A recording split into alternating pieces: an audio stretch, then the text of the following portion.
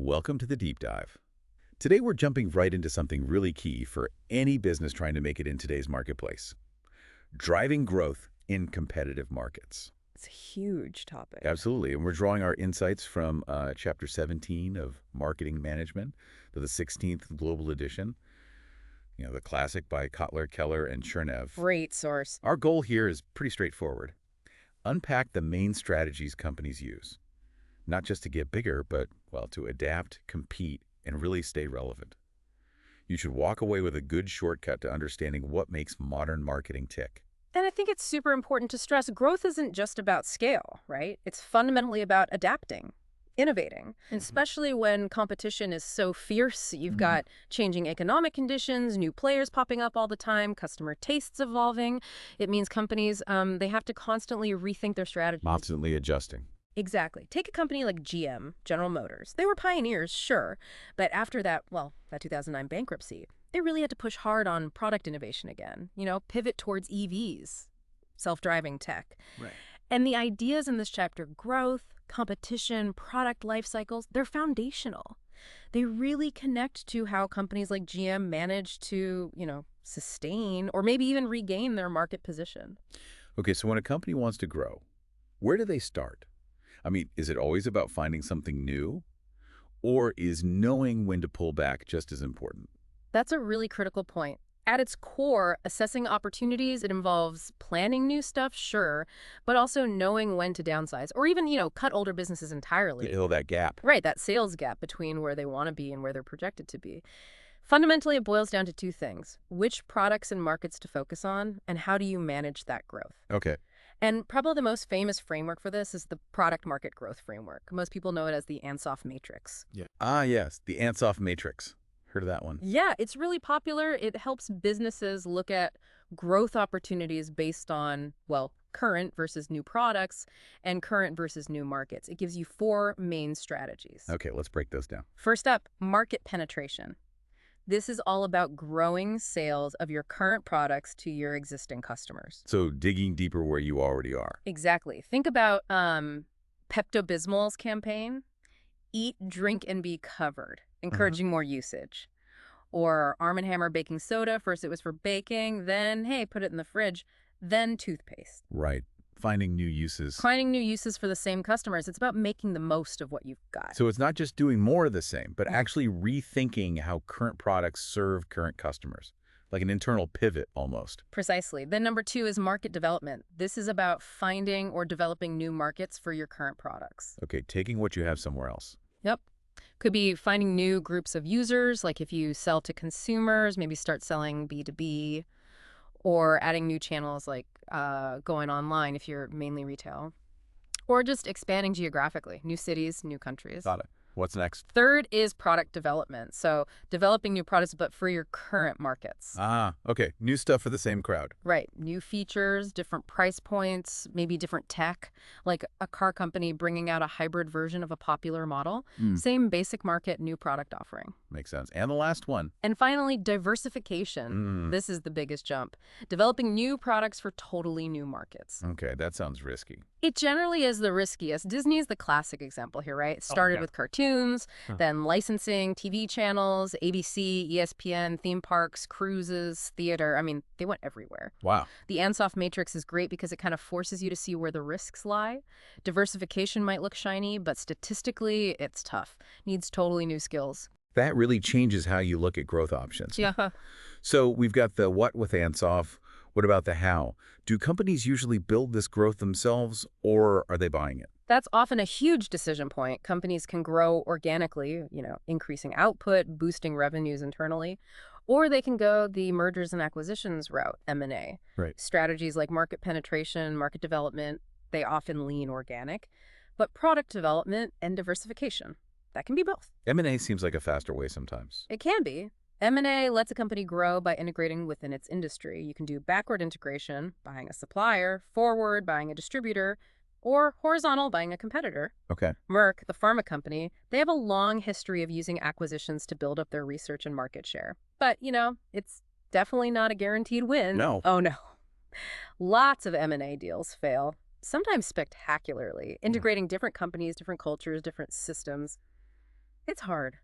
Think Sears and Kmart just didn't mesh. Right, I remember that. So growth isn't always about adding... Yeah. Not at all. Sometimes companies really need to downsize or divest, sell off parts of the business. That sounds like failure, though. It can feel like it, but often it's really strategic.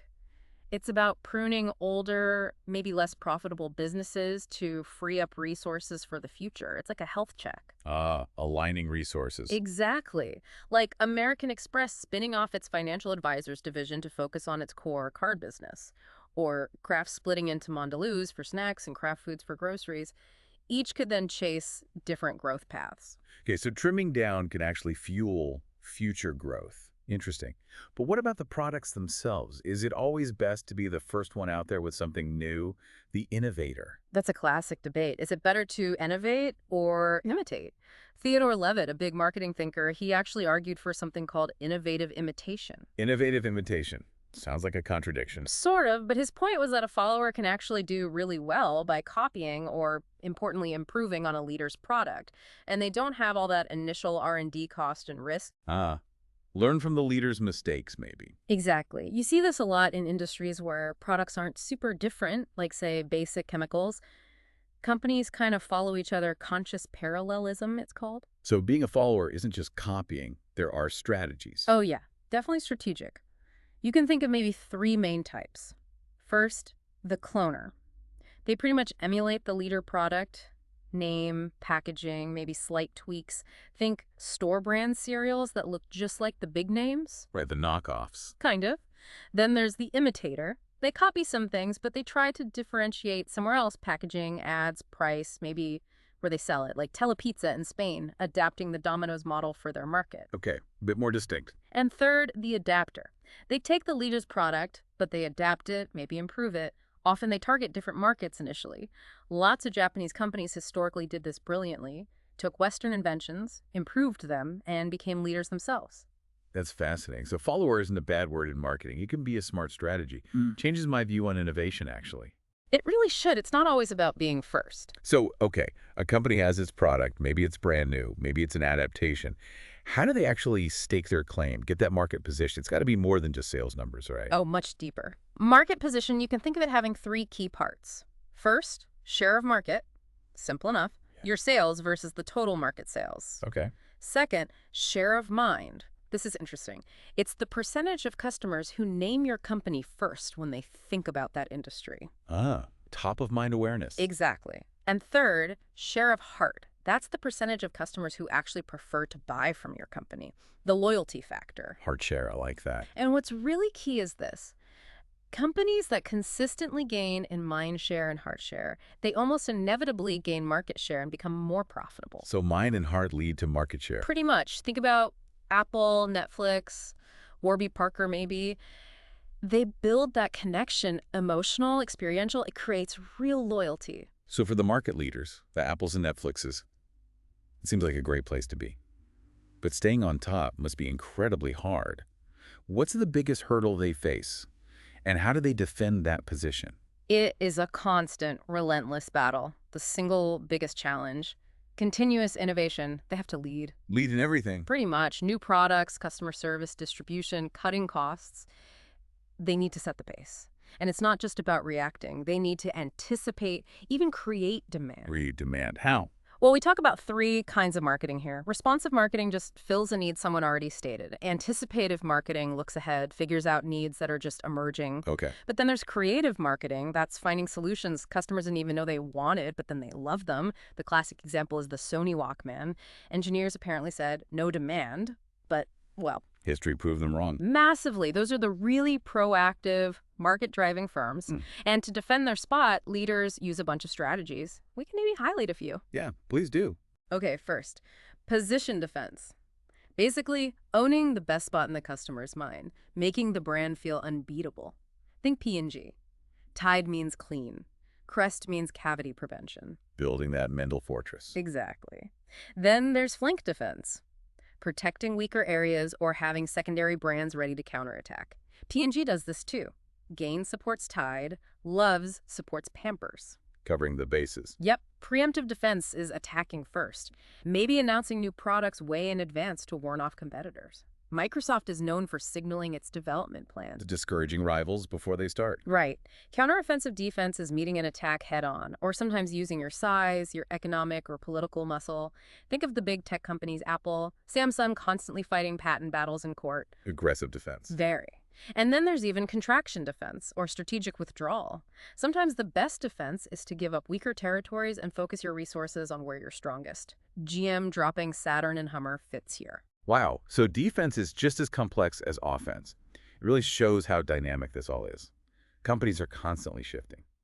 And a really crucial way to think about these shifts over time is the product life cycle, the PLC. Ah, the PLC curve. I remember that from basic marketing. Right, it's fundamental. It suggests products go through distinct stages, right? Each stage has different challenges, different opportunities, needs different strategies. And the core idea is? The core idea is products have a limited life. Sales go through stages, profits rise and fall. And you need different marketing approaches at each point, usually shown as that bell-shaped curve, 4 stages. Okay, let's run through them quickly. Stage 1, introduction. Sales grow slowly. Profits are usually negative or low because you're spending a ton on promotion, trying to get people to try it, getting it into stores or online. Think of Zipcar when they first started with hourly car rentals. High costs, low sales initially. Yep. Stage 2, growth. Now sales take off, early adopters jump in, new competitors probably show up, prices might stabilize or start to fall a bit, profits start climbing nicely. Things are looking up. Yeah. Strategies here. Improve quality, add features, maybe launch flanker products, enter new segments, boost distribution, shift your ads from building awareness to building preference. Adapting to success. Then stage 3, maturity. This is usually the longest phase. Sales growth slows way down, eventually peaks. Profits level off or start to decline because competition is intense. The plateau. Right.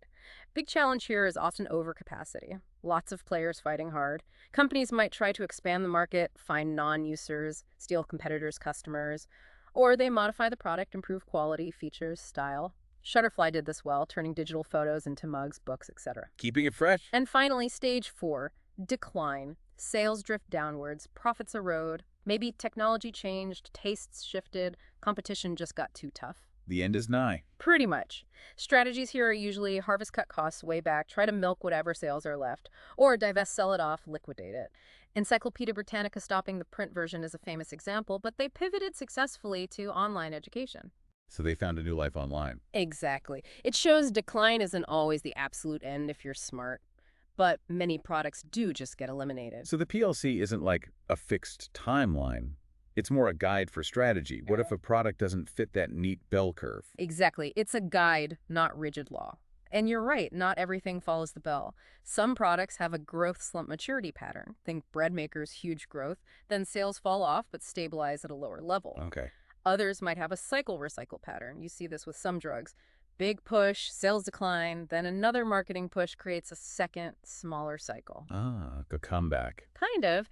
And it's also really important here to distinguish fads from trends. Right. Fads burn out fast. Yeah, fads are unpredictable, short-lived, no deep meaning, like certain toy crazes.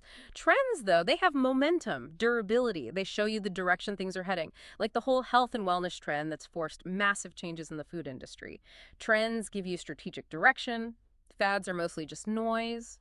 That's a great distinction. This whole PLC framework, it really gives you a way to understand how products, well, live and die in the market. It's definitely not static. Not at all. And building on all that, it's worth looking quickly at how market challengers operate. The companies trying to gain ground on the leaders. Okay, the underdogs. Sometimes. Their main goal is usually to grab more market share. And they have choices about who to attack. Like? They could go after the market leader that's high risk but high payoff if the leaders may be slacking. Or attack firms their own size that seem weak, bad products, high prices, unhappy customers. Or even go after smaller, local firms. Or just shake everything up. Exactly. Disrupt the whole industry. Think Amazon, Uber, Airbnb. Changing the rules completely. Once they pick a target, they've got about 5 main attack strategies. 5 ways to challenge. Yep. First, the frontal attack. Basically, going head-to-head. Matching the leader's product, price, ads, distribution. You need serious resources for this to work. You have to be stronger or just as strong. Tough one. Very. Second, flank attack. Finding the gaps, the shifts in the market the leader isn't covering well, like smaller phone carriers grabbing prepaid customers from the giants by offering lower prices. Smarter for challengers with fewer resources. Finding the weak spot. Right. Third, encirclement attack. This is a big offensive, hitting on multiple fronts at once, trying to grab a big slice of the leader's territory. Sun Microsystems tried this against Microsoft by getting its Java software into tons of different devices. Surround them. Sort of. Fourth, bypass attack. This is avoiding the main fight altogether. Attack easier markets instead. Maybe diversify into unrelated products, go into new geographic areas, or leapfrog into completely new technologies. Pepsi did this against Coke, right? Rolled out Aquafina water, bought Tropicana, bought Gatorade, bypassed the cola wars. Sidestepping the giant. And fifth, guerrilla attack. Small, intermittent attacks. Price cuts here, a promotional blitz there, maybe legal action. Just enough to harass the opponent, wear them down, grab small footholds. Keep them off balance. Exactly. Little jabs. You know, what's really interesting is that even if a challenger succeeds and becomes a leader, it feels like they almost have to keep that challenger mindset, always looking for the next disruption. That's absolutely right. It's a relentless cycle. Complacency is death in competitive markets. So wrapping this up, what's the big picture for someone learning about marketing from all this? Well, we've covered a lot of ground. We really have. We looked at how companies figure out where to grow using things like the Ansoff matrix. We talked about expanding organically versus M&A, the roles of innovation, and, surprisingly, imitation. How you gain and defend market position, share of mind, share of heart. Then the whole product life cycle from start to finish, plus those other patterns like fads and trends. And finally, how challengers try to shake things up. It's a strategic core. Exactly. Understanding this stuff, growth, competition, market dynamics, it's not just abstract theory.